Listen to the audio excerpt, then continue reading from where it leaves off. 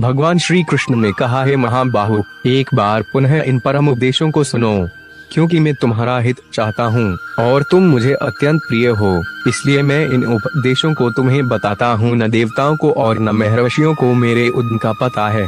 वास्तव में मैं ही देवताओं एवं ऋषि मुनियों की उत्पत्ति का मूल कारण हूँ, जो मुझे जन्महीन, अनादि तथा दुनिया के सर्वोच्च नियंत्रक के रूप में जानता है। वे नश्वरों में भ्रांति विहीन है और सभी कर्मों से मुक्त है। श्री कृष्ण अज्ञात हैं और ज्ञानातीत हैं। वे अधोक्षज हैं, इंद्रियों की पहुँच से परे, मन और बुद्धि की समझ से परे। अपने बल पर जीवित प्राणी चाहे कितना भी प्रयास करें, वे श्री कृष्ण तक कभी नहीं पहुँच सकते, किंतु श्री कृष्ण स्वयं चाहें तो तुरंत ही उनके सामने प्रकट हो सकते हैं। हालांकि श्री कृष्ण ही उनके उत्पत्ति का कारण है, तब भी देवतागण तथा ब्रह्मा, इंद्र, सनक, दुर्वासा, मरीचि आदि जैसे महान ऋषि मुनि भी श्री कृष्ण को अपने स्वयं रूप में नहीं जानते, लेकिन जो श्री कृष्ण के भक्त हैं, भक्ति योगी हैं, वे श्री कृष्ण को हृदय की गहराई में स्थित परम पुरुष के रूप में जानते हैं। मानव जाति का सर्वोच्च धर्म वही है जिसके द्वारा हम इंद्रियों की ज्ञप्ति से परे अधोक्षज परम पुरुष भगवान श्री कृष्ण के प्रतीति प्राप्त कर सकम। ऐसे भक्ति योगी की भक्ति हेतु रहित एवं अविच्छिन्न होनी चाहिए, जिससे संपूर्ण आत्म संतृप्ति प्राप्त होती है। श्री कृष्ण सृष्टि के रचयिता और सभी की उत्पत्ति के कारण हैं, लेकिन वे स्वयं अजन्मे हैं। फिर भी जब कृष्ण पृथ्वी पर प्रकट होते हैं, जैसा कि उन्होंने लगभग 50 साल पहले भगवद गीता का ज्ञान देने के लिए किया था, वे अपने भक्तों वासुदेव तथा देवकी को अपने माता पिता के रूप में स्वीकार करते हैं और ऐसे प्रकट होते हैं जैसे प्रत्येक दिन की शुरुआत में सूर्य समुद्र से प्रकट होता है। कृष्ण ने वासुदेव के हृदय में पहले स्वयं को प्रकट किया और फिर स्वयं को देवकी के हृदय में स्थानांतरित कर लिया। वहाँ उनके हृदय से वे इस संसार में प्रकट हुए। यह अकल्पनीय है, हमारी इंद्रियों के समझ से बाहर है, लेकिन कृष्ण बिना जन्म लिए ही इस जगत में आते हैं। श्रीमद्भगवद्गीता के महान भाष्यकार श्री विश्वनाथ चक्रवर्ती ठाकुर कहते हैं कि श्री कृष्ण का नित्य अजन्मा होना और उसी समय उनका जन्म लेना उनके अचिंत्य शक्ति के कारण ही संभव होता है। यदि कृष्ण अचिंत्य न होते तो वे परम पुरुष भगवान ही न होते। श्री विश्वनाथ चक्रवर्ती ठाकुर इस बात की पुष्टि करते हैं कि जो इस बात को समझता है वे कभी भी मोहग्रस्त नहीं होता है और सभी कामों से मुक्त है। बुद्धिमत्ता,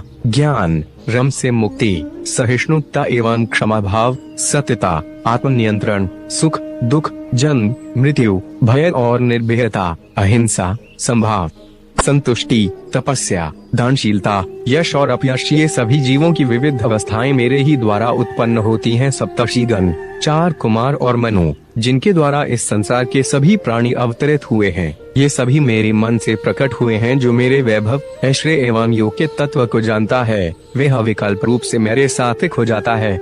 इसमें तनिक भी संदेह नहीं है। हालांकि अच्छा व बुरा, सुख और दुख, यश व अपयश आदि सब कुछ श्री कृष्ण से ही उत्पन्न होते हैं, किंतु इसका तात्पर्य जीवन के भाग्यवादी दृष्टिकोण को प्रोत्साहित करने के लिए नहीं है। भक्ति योगी को अनुकूल और प्रतिकूल परिस्थितियों के बीच अंतर करने के लिए अपनी बुद्धि का उपयोग करने की अनुशंसा की जाती है। जो भक्ति योग के लिए अनुकूल है उसे स्वीकार करें और जो प्रतिकूल है उसे अस्वीकार करें। हमें उन चीजों को स्वीकार करना चाहिए जो भक्ति के अनुकूल हैं और उन चीजों को अस्वीकार करना चाहिए हैं जो भक्ति के प्रतिकूल हैं। सप्तर्षियों में मरीचि, भृगु, अत्रि, पुलस्त्य, पुलय, क्रतु और वशिष्ठ हैं। 4 कुमार सनक, सनातन, सनंदन और सनत कुमार हैं। ब्रह्मा के एक दिन में 14 महीना होते हैं। ये मनु मानव जाति के प्रजनक हैं जो सारे ब्रह्मांड में जीवन को आबा करते हैं।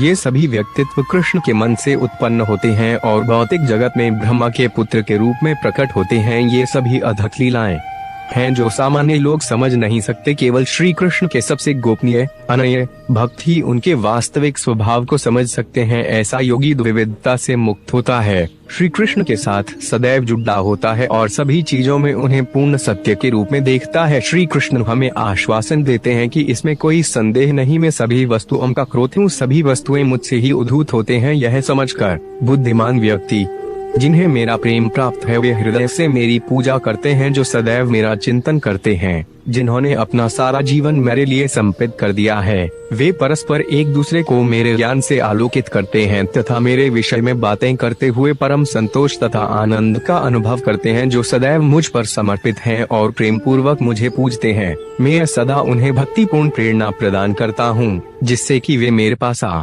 सके मैं उन पर विशेष कृपा करने हेतु उनके हृदय में प्रकट होकर ज्ञान के प्रकाशमान चिराग द्वारा अज्ञानजन्य अंधकार को दूर करता हूँ। कहा गया है कि इस अध्याय के श्लोक 8 से लेकर श्लोक 11 तक में श्रीमद् भागवत गीता का तात्विकी सिद्धांत निहित है। यहाँ श्री कृष्ण स्थापित करते हैं कि वे स्वयं ही भौतिक और आध्यात्मिक जगत के रोत हैं एवं ब्रह्मन व परमात्मा की उत्पत्ति के कारण हैं। सर्वस्य शब्द के उपयोग से श्री कृष्ण प्रमाणित करते हैं कि वे स्वयं वैकुंठ के नारायण के भी स्रोत हैं, जो सभी शक्तियों के स्वामी हैं। देवताओं के समूह में हम यह पाते हैं कि ब्रह्मा जी सत्यलोक के स्वामी हैं, शिव जी शिवलोक के स्वामी हैं, इंद्र जी इंद्रलोक के स्वामी हैं, परंतु कहीं भी हम यह नहीं पाते हैं कि कोई भी व्यक्ति देव सभी के स्वामी एवं उत्पत्ति के कारण स्रोत हैं, सिवाय श्री कृष्ण के। यह समझ कि श्री कृष्ण सर्वस्व हैं बुद्धिमानों को श्री कृष्ण के उद्देश्य से प्रेम पूर्वक पूजा करने के लिए प्रेरित करता है। श्री कृष्ण कहते हैं, मत चित्ता सदैव मेरा चिंतन करें एवं मेरा ध्यान करें,